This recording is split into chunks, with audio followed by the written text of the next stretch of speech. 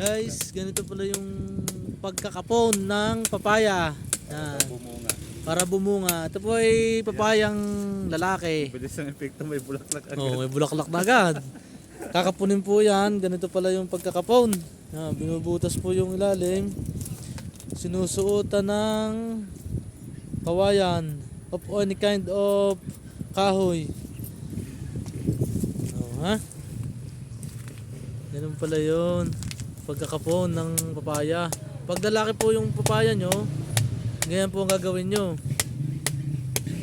Sabi po yan ng mga eksperto.